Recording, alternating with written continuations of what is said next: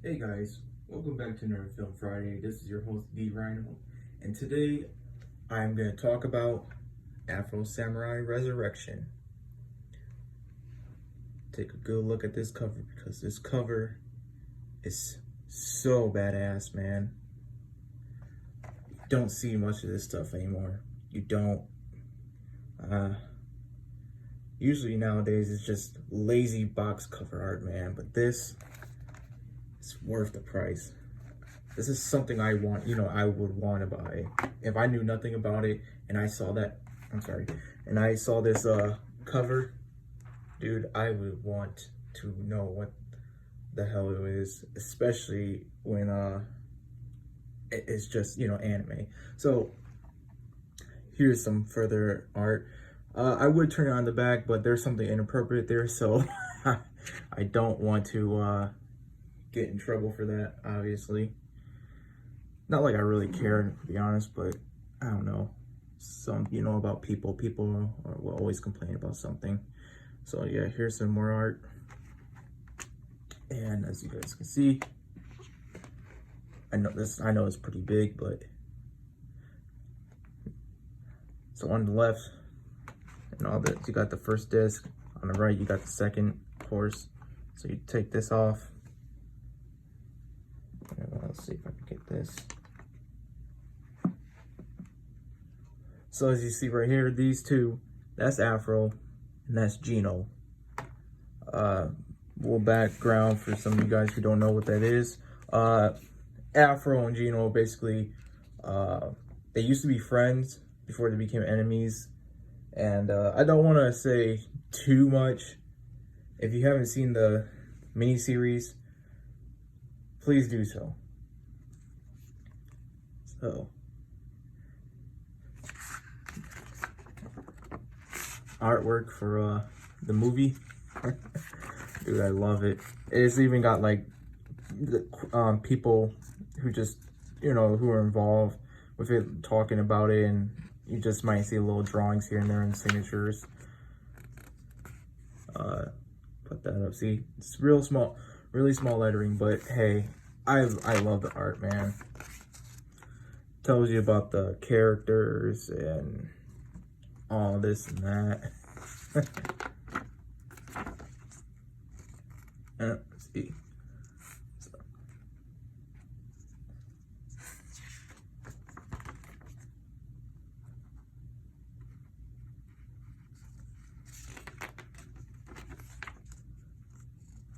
I'll put this up close for you guys. So as you guys can see, there's different variations and just the color settings, the characters, obviously. Some more stuff.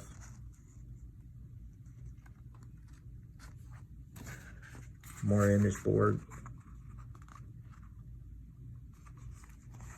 Or should I say production art, as they would say, but it's image boarding because as long as they number it and it's in boards like that, obviously it's image boards. So I could be wrong. I'm no professional, but that's what it looks like to me.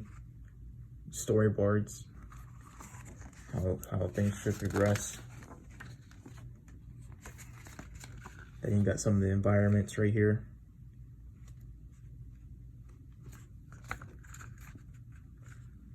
Now, doesn't that look cool? Man, this art is so much better than what we get nowadays. I'm telling you, making me feel a little nostalgic. And I might watch it tonight, actually. Both the miniseries and the movie, because you can't. Once you watch one, you can't go without the other. And maybe that's just a me thing, but it's well worth the time and effort just given to it. Like, oh God, I can't say. I just can't. I know I'm gonna probably repeat myself a couple of times, but this is a great movie. One of my favorites. So, let's talk about it for a bit. So, Afro Samurai Resurrection is a Japanese anime television film that is the sequel to the miniseries known as Afro Samurai, which came out in 2007. Afro was back on the murderous path to reclaim the #1 headband that was stolen from him, but while on the path, his demons seemed to catch up to him. Directed by Fuminori Kazaki, he was the director for Bayonetta Bloody Fate, which I do own, but I never watched it because I want to beat the other two films. I digress, and I'm kind of getting distracted. And he was assisted, his assistant director was a man named Takahiro Harada, who did a few Metroid games. So,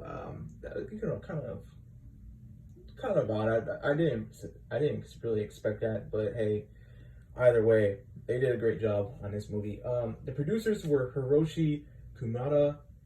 He had a special thanks credit to him within the anime Strike Witches. I've never seen it. I heard about it, but I don't know much about anything, so I just thought I would throw that in for some of you guys who would probably know that. Chris Carl, he was a casting assistant within the Hardcore Henry movie, which is a good movie, by the way. If you like that first person movies and you like action, that's the movie for you guys. And Eric Cauldron, he did the visual effects for Beavis and Butthead Do America.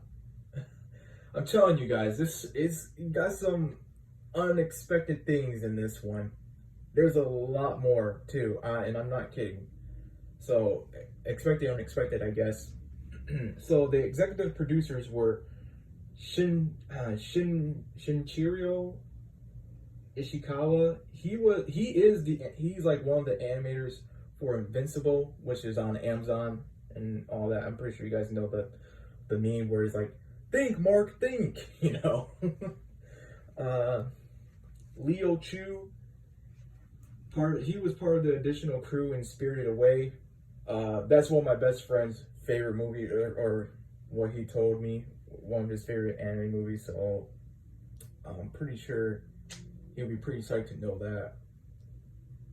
Eric Garcia, he was the producer in Batman Ninja. I never watched that. I had no desire to. It didn't like look like it sucked to me, but I just I couldn't fathom like that. Like, okay, it's Batman Ninja.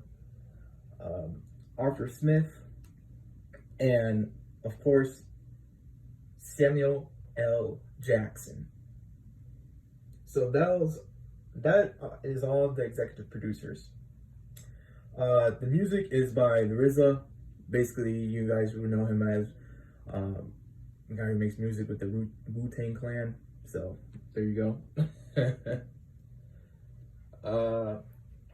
People who starred in it was Samuel L. Jackson as Afro Samurai and Ninja, which I do love that character, and Lucy Liu as Lady CEO.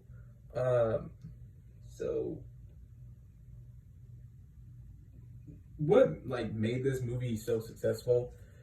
It was because when you have a miniseries that comes out first, and you get people acquainted with it and how the style of it is and the story, that's gonna add to what made such a thing successful. Usually, and of course, Samuel L. Jackson, because anything involving Samuel L. Jackson, we know is gonna be a good movie usually. So I feel like that was probably one of the biggest reasons why that movie succeeded. And if I remember correctly, this movie came out a few weeks before before the first game. So that could also add to its success in a way, because people were like, "Oh man, this game is coming out. I need to go see the miniseries, and I need to watch this movie." So I mean, that's a clever marketing strategy right there. I would definitely do something like that. My favorite moment within the movie was when Afro was going against the number two, the current number two, and the guy with the number two headband was really honorable, and it was kind of like sort of a tragic thing, but it wasn't. They weren't leaning more towards the tragedy. They were leaning more towards like, yeah, this is the reality of the situation. Basically, if it creates people who pursue the headbands usually have dead buddies and orphans. And what his character basically was doing, the character the number two at the time, he had a dead buddy of his had a kid that became orphan. So basically, he was taking up the mantle responsibility of acting as the stepfather for the kid, and he just basically lived a life of murder while also protecting the child, because people who were stupid enough to pursue the number two headband because they weren't ready, obviously. So the fight started out as the typical samurai showdown where they're in the clearing and the wind blows and then they start fighting, right? Then, while that's happening, there's a parade going on right near them because it's in the village, obviously. And they make their way, they fight their way towards the parade.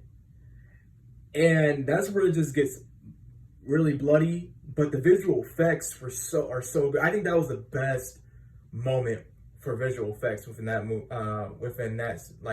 The scene of when the parade was happening.